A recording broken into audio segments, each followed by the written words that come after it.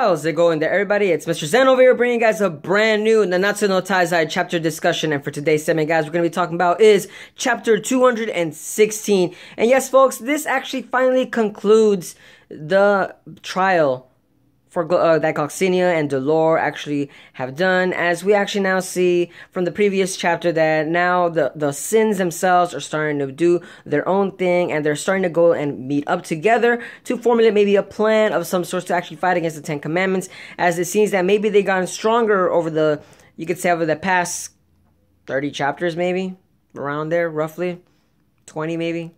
Yeah, I would say about 20.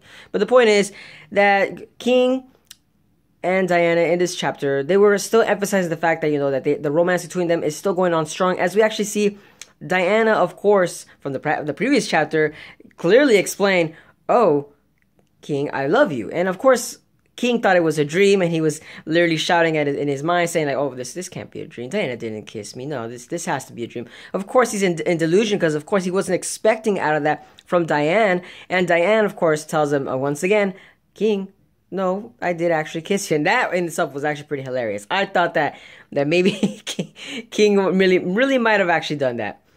But of course, you know, King is just doing his own little comical skits in the chapters. But the thing that I like about it is the Boslo. Boslo is back. And Boslo, oh my god.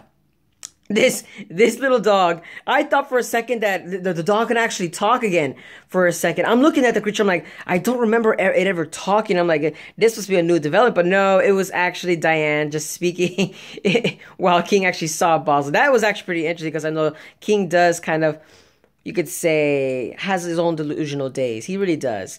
But needless to say, King. This chapter was all about King and Diana, because I do want to talk about and mention the fact that King finally grew his wings, folks.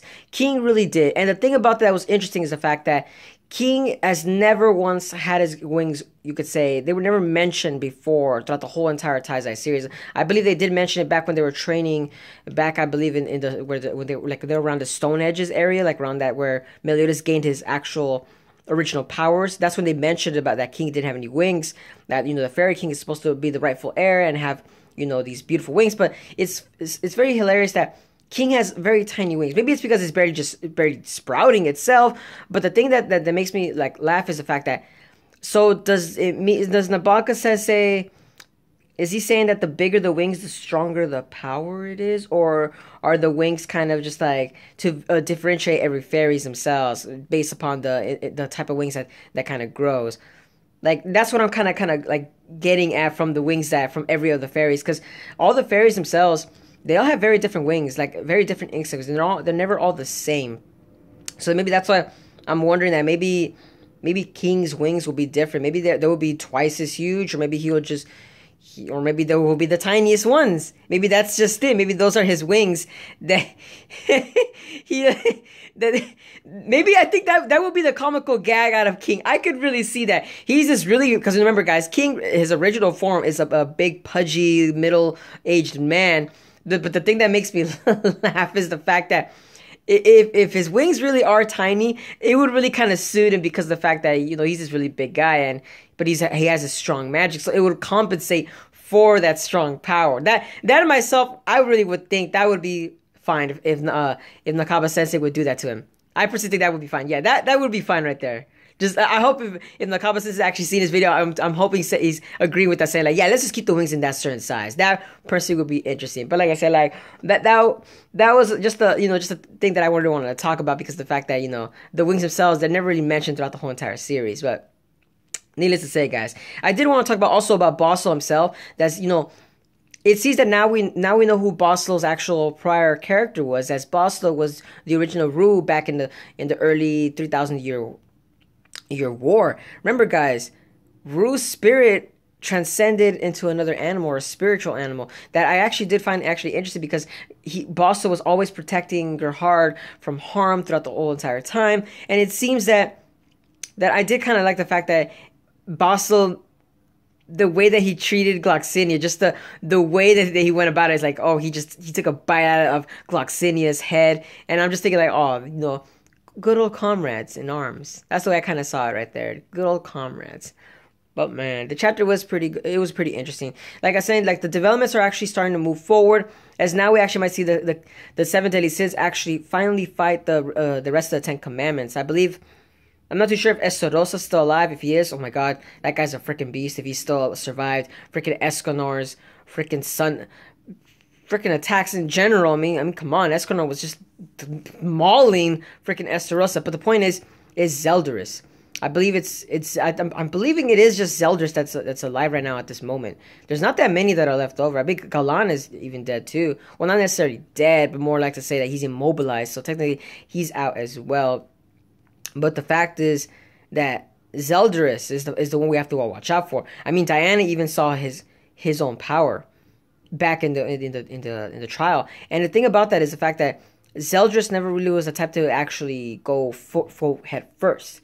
Even when Meliodas fought him back, when all the Ten Commandments were trying to fight Meliodas at the same time, it seems that Zeldris is just waiting for all the commands. He's got that pride in him, and that's the thing that I'm kind of like anticipating, is the fact that maybe he's going to use that same power they did, borrowing the Demon King's power in order to fight against the seven deadly sins. Now that's the thing that I'm kind of interested in, the fact that how are the seven deadly sins going to fight against his character? I mean, of course, they all have fear invoked in them every time they fight the Ten Commandments. So does that mean, will that hinder them as well when they're facing off against Zeldris himself? Like I said, it just makes it interesting. And the fact that Zeldris has also control over the many townsfolk, that makes it actually interesting in the fact that Zeldris himself is actually another formidable foe. Because remember, guys, I mean, the seven deadly sins aren't really murderers themselves.